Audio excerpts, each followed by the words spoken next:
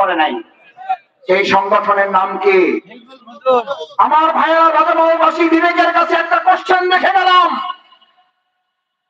আমার ভুল হলে যাওয়ার সময় আমার বাড়ি পর্যন্ত যেতে দেবেন না, এখান থেকে নামার পরে ধরে ফেলবেন। আমার শ্রদ্ধেয় ওলামায়ে কেরাম শিক্ষক সমতুল্যরা এখানে বসে আছে। আমি করজোড়ে আপনাদের কাছে অনুরোধ করলাম, আমাকে ধরবেন এখানে। তুমি কথাটা সত্য বলো না। আর যদি যথাযথ কথা হয়ে থাকে, কোরআনের কথা হয়ে থাকে, তাহলে একজন ইমানদার হিসাবে আপনি আমি মানতে বাধ্য না? বাধ্য না? কেন বাধ্য? আপনি আল্লাহর নির্দেশে অক্সিজেন গ্রহণ করেন বলে আপনি বেঁচে আছেন। আল্লাহর নির্দেশে অক্সিজেন গ্রহণ করেন বলে আপনি সুস্থ আছেন। আল্লাহর নির্দেশ মানলে যদি আপনি সুস্থ থাকেন, ওই আল্লাহর নির্দেশ মানলেই কেবল বাংলাদেশ সুস্থ এবং নিরাপদ থাকতে পারে। ওই আল্লাহর নির্দেশ মানলেই কেবল আমাদের বাংলাদেশটা সুস্থ থাকতে পারে। ওই আল্লাহর নির্দেশ মানা হচ্ছে না বলেই আজ আমাদের বাংলাদেশটা অসুস্থতার দিকে ধাবিত হচ্ছে। এইটা করার জন্য, বুঝার জন্য কি কামেল পাস করা লাগবে? এটা বুঝার জন্য কি ডক্টরেট ডিগ্রি করা লাগবে? বিবেকের কাছে যে কোশ্চেনটা করতে চাই, মুহাম্মদ রাসূলুল্লাহ সাল্লাল্লাহু আলাইহি ওয়াসাল্লামের চেয়ে আর কোন বড় রাজনীতিবিদ ছিল না? ও তা বলবেন যে উনি তো রাজনীতিবিদই না। উনি কোন রাজনীতিবিদ? মুহাম্মদ রাসূলুল্লাহ সাল্লাল্লাহু আলাইহি ওয়াসাল্লাম যে মসজিদে নববী, সেই মসজিদে নববী কি শুধু নামাজ পড়ার জন্য ছিল না, রাষ্ট্র পরিচালনা হতো? রাসূল সাল্লাল্লাহু আলাইহি ওয়াসাল্লাম কি শুধু মসজিদে নববীর ইমাম ছিলেন, নাকি মদিনার রাষ্ট্রনায়ক ছিলেন?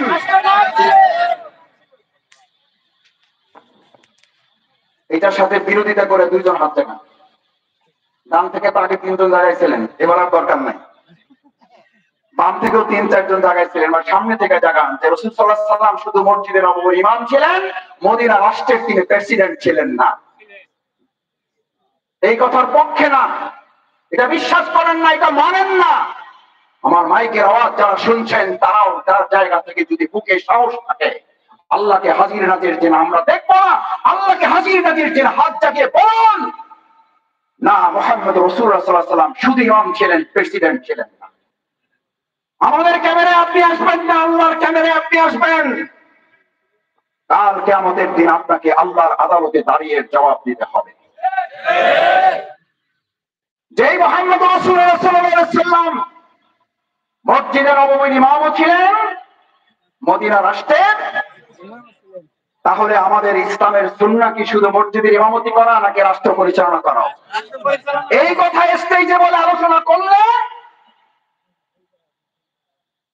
একটু কষ্ট না লাগে যে হুজুররা আবার এত বাড়াবাড়ি করবে কেন? হুজুররা কি চালাইবে? কি চালাইবে? হেতেরা খালি মসজিদ চালাইবে, হেতেরা খালি মিলাদ পড়াইবে, হেতেরা খালি আমাদের বাবা মা মারা গেলে দোয়া করবে, আমাদের বাচ্চা কাচ্চা হলে গানে। আরে ভাইরে, তোমার জীবনের শুরুটা দিয়া, তোমার জীবনের শেষটা দিয়া, তোমার জীবনের বিপদ হইলে তুমি তারা বাদ দিয়ে তুমি সুন্দর বাংলাদেশ করবা, এর চেয়ে বড় বোকা পৃথিবীতে আর কেউ হতে পারে না। তোমার জীবনের শুরু করো ইসলাম দিয়ে, তোমার জীবনের শেষ করো ইসলাম দিয়ে। ইসলাম দিয়ে। হুজুর লাগে কয় আমার জামা ঠিক নাই, হুজুর আপনি পড়ান।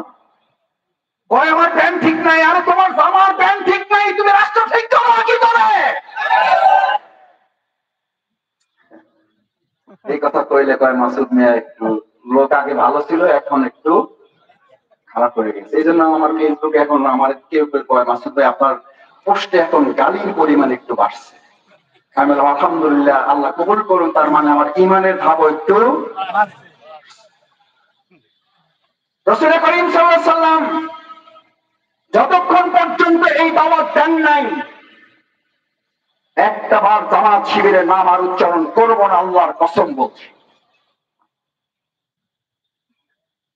এই দাওয়াত যতক্ষণ পর্যন্ত দেন নাই, ততক্ষণ পর্যন্ত তিনি শত্রুদের দৃষ্টিতেও নাম ছিল আলামিন। কিন্তু শুধু তখন বললেন, আর কিচ্ছু বলেন নাই।